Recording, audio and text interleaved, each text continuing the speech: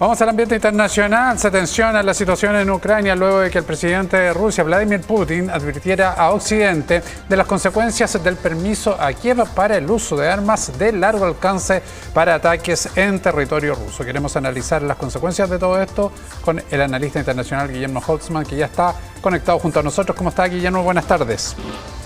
¿Qué tal, Cristiano? Un agrado saludarte. Igualmente. ¿Esto significa ya, Guillermo, la entrada de Estados Unidos directamente al conflicto? No, aún no, puesto que es una decisión que fue comunicada el día domingo y que se va a demorar en implementarse. No obstante que estos misiles de largo alcance ya están presentes en Ucrania, pero con restricciones respecto a su uso. Lo que sabemos hasta ahora es que estos misiles estarían autorizados solamente para atacar la zona de Kursk, aquella zona que Ucrania ha tomado para sí en territorio ruso. Y estaría solamente para ello, y el argumento que tiene Estados Unidos para haber autorizado todo ello es la presencia de las tropas norcoreanas, que conforme a la fuente que uno consulte sería un máximo de 10.000 soldados que estarían ahí en Kursk, donde Rusia quiere recuperar todo ese territorio y efectivamente vamos a tener una mayor presencia y acelerar justamente una ofensiva que está preparándose ya hace algunos días para esa recuperación y poder estar en la mejor posición ahora que entra el invierno en Europa. Claro, ¿y en qué medida eso va tensionando, Guillermo? Porque por un lado el ingreso de estas tropas norcoreanas, por otro lado también esta autorización de uso, y así se pueden ir, y uno puede ir proyectando que se pueden ir incorporando otros elementos y que vayan escalando este conflicto a situaciones mucho más complejas de las que se han vivido. ¿Puede ser eso una proyección de lo que está pasando ahí? Sí puede ser, pero yo diría que en este minuto con una baja probabilidad. Ya. Lo que ha hecho Joe Biden es algo impensado, incluso con una división entre sus asesores de seguridad nacional y del Departamento de Estado. Y esto busca en realidad darle una mayor capacidad de negociación a Zelensky frente a los anuncios de Donald Trump. Eso significa que Joe Biden está colocando el énfasis en que él va a gobernar hasta el último día de su mandato, esto es hasta el 20 de enero, y eso implica asegurar la ayuda que había comprometido el gobierno demócrata de Biden a Zelensky. Recordemos que Donald Trump viene con una idea distinta en términos de restarle apoyo a Ucrania y generar un esquema de negociación completamente distinto que permita un rápido alto al fuego. Cuestión que probablemente la va a tener que hacer antes del 20 de enero. Con ello también Biden evita que Donald Trump, toma la iniciativa en ese sentido, y evita que Donald Trump pueda hacer anuncios que no está en condiciones de realizar porque aún no es el presidente en ejercicio. ¿Qué respuesta puede haber por parte de Rusia? Rusia, digamos, aparte de las partes de lo declarativo en términos de advertir en torno al peligro que tiene esto para lo que tú señalabas, que haya una escalada en este conflicto, una mayor tensión y una eventual, digamos, amenaza de una guerra nuclear, una tercera guerra mundial. En definitiva, yo diría que hay que pensar de que este conflicto se va a mantener en la situación que está, con los niveles de tensión que ya conocemos, y donde quizás el mayor problema está en que estos misiles pueden no solamente atacar a Kursk, sino que también a Crimea y, digamos, atacar la infraestructura crítica de Rusia que está en Crimea, donde está un soporte logístico importante, donde está un puente que ha sido un blanco permanente de parte de Ucrania, que es el que une Crimea con Rusia, y que efectivamente le podría dar una ventaja táctica a Zelensky antes de sentarse a negociar con Donald Trump. Pero también esto debe entenderse como parte del gallito, si me permite la expresión, entre un Biden que está dejando el poder, un partido demócrata derrotado contundentemente en la última elección estadounidense, y un Donald Trump que llega empoderado. En consecuencia, habría que esperar hoy día cuál es la respuesta de Donald Trump a esta decisión que fácilmente él puede echar para atrás una vez que asuma la presidencia efectivamente el próximo 20 de enero.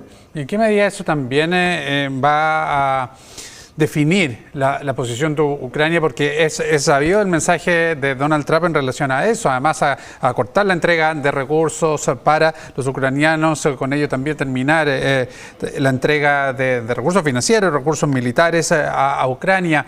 Debilita esto a Ucrania sin duda, pero ¿en qué posición queda finalmente dentro del conflicto? ¿Se puede esperar que se acentúen, por ejemplo, las negociaciones diplomáticas para tratar de terminar antes que esa debilidad supuesta ocurra?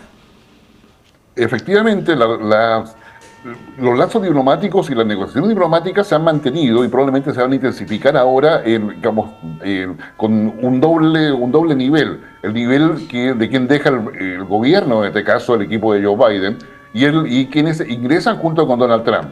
Y es ahí donde se tiene que llegar a una suerte de consenso en términos de cómo se va a abordar lo de Ucrania. Bien sabemos que para el gobierno de Donald Trump, Ucrania es funcional, es decir, va a tener que cumplir lo que Estados Unidos quiera, y si Europa quiere hacer algo más con Ucrania, efectivamente será bajo el costo de Europa y no de Estados Unidos, que es lo que ha dicho claramente Donald Trump. Y en esa perspectiva Zelensky está bastante también abierto a esa negociación. Primero porque el costo de la guerra es insostenible para la economía ucraniana. Segundo porque no tiene soldados suficientes, algo parecido le pasa a Rusia y por eso tiene a los norcoreanos. Y el desgaste de la guerra impide que Ucrania se sume realmente al proceso de globalización. Y la propuesta de Donald Trump en este sentido es que eventualmente Ucrania no entraría a la OTAN, pero sí podría dar una puerta de entrada para que ingrese a la Unión Europea, pero no se colocarían o se desplegarían misiles de la OTAN en territorio ucraniano, que es lo que efectivamente quiere Vladimir Putin. Y probablemente por esa vía podría haber una posibilidad de un alto al fuego para iniciar una larga negociación internacional respecto a qué pasa con los territorios ocupados. Y a propósito de lo mismo, ¿cuál es la posición europea ante esta autorización? ¿Los pilló por sorpresa, Guillermo? ¿Tenían antecedentes? ¿Qué es lo que tú has podido analizar? Sí, los pilló por sorpresa particularmente algunos países que, en el caso de Alemania particularmente, saben que Ucrania tiene, digamos, capacidades misilísticas de mediano y largo alcance, pero no tiene autorización para hacerlo. Recordemos que estos misiles de largo alcance, para usarlos con ese horizonte de profundidad que tienen, requiere apoyo satelital, entre otras cosas.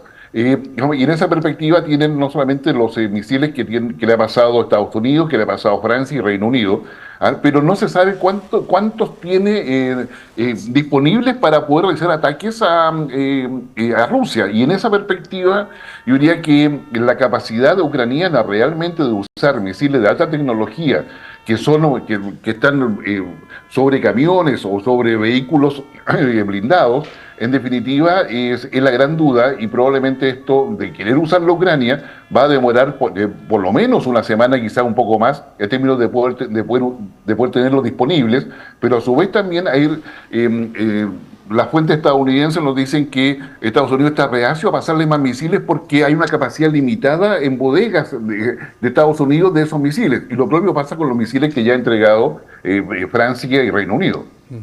¿Y en qué medida esto puede significar también el uso, si es que las hay, de otro tipo de armas por parte de Rusia? La verdad es que Rusia lo que va a hacer ahora es hacer un despliegue preventivo respecto a la posibilidad de ataques con esos misiles. Va a movilizar o mover muchas cosas que podrían ser atacadas con estos misiles, no necesariamente con costo de vida humana. Lo que le interesa a Ucrania es debilitar la capacidad ofensiva de Rusia. Pero a su vez también, en esta perspectiva, lo que está interesando a Ucrania es, hoy día en términos prácticos, es llegar a la asunción de Donald Trump con una mejor capacidad de negociación respecto a lo que Trump quiera proponer.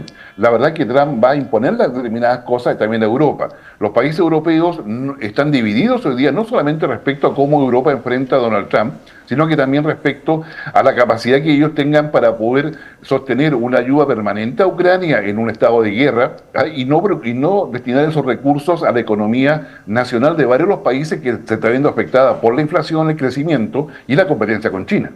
La salida, la disminución del apoyo de Estados Unidos, ¿puede significar también la disminución del apoyo de otros países de Europa? Sí, puede significar, pero va a ser bajo una condición de establecer claramente cuál va a ser la posición de Europa respecto a Ucrania, la posición de Ucrania respecto a Europa, y de qué manera se va a cautelar que efectivamente Rusia no intente ningún otro desplazamiento sobre países europeos o sobre particularmente países de la ex Unión Soviética. Muy bien, Guillermo, clarísimo como siempre. Muchísimas gracias por ayudarnos a entender también de esta medida, las características y de lo que viene de aquí en adelante. Que te vaya muy bien, buenas tardes.